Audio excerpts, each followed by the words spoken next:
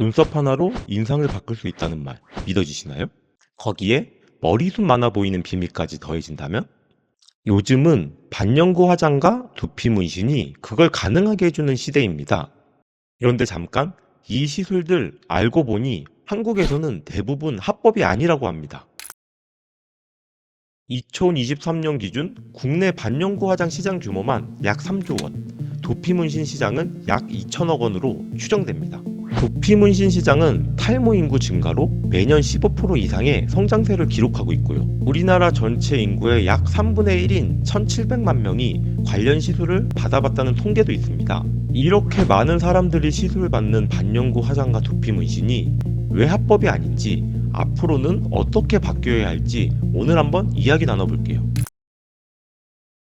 먼저 반영구 화장과 두피 문신이 무엇인지 짚어볼까요?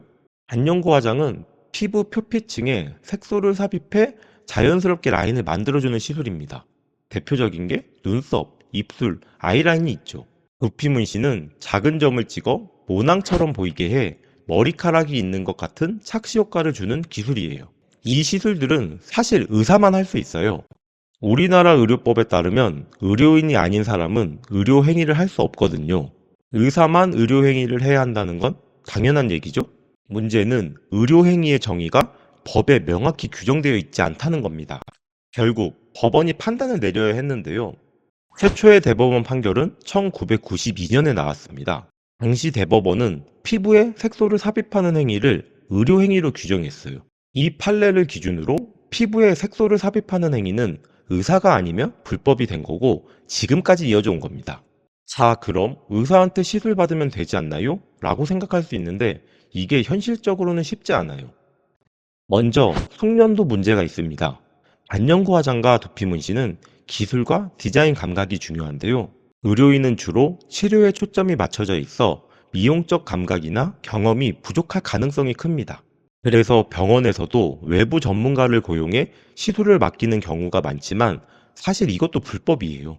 다음은 비용 문제입니다. 비의료인이 하면 15만 원에서 40만 원 정도에 가능한 시술이 병원에서는 100만 원을 훌쩍 넘기는 경우가 많아요. 게다가 접근성도 문제죠.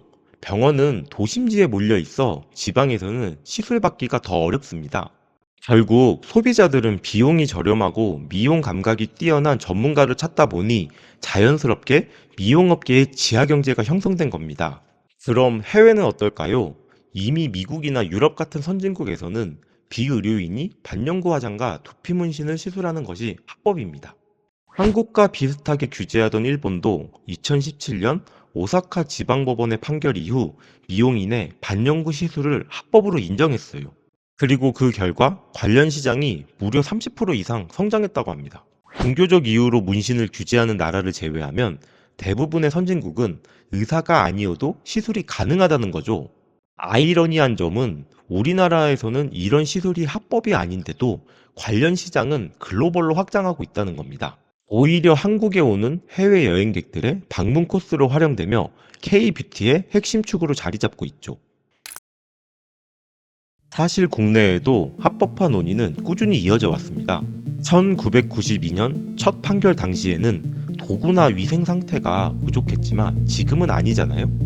지금은 좋은 장비와 재료를 사용하고 시술 수준이 높아지면서 대중화에 대한 공감대는 점점 높아지고 있죠.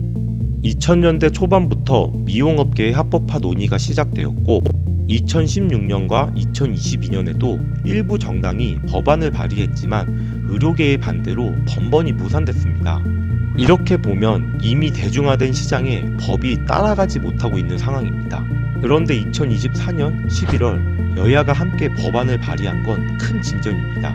이번 법안은 미용인들에게 자격증 발급과 위생교육 의무화를 포함해 의료계와 미용계의 갈등을 줄이려는 노력이 담겨 있어요.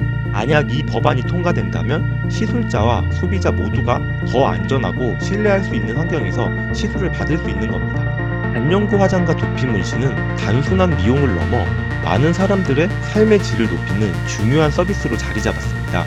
법과 현실의 괴리를 좁히고 누가 시술하든 안전하면서 신뢰받는 환경을 만드는 게 중요합니다. 소비자와 시술자가 모두 만족할 수 있는 새로운 길이 열리길 기대합니다. 여러분은 합법화에 대해 어떻게 생각하시나요? 오늘 영상이 유익하셨다면 좋아요와 구독 부탁드립니다.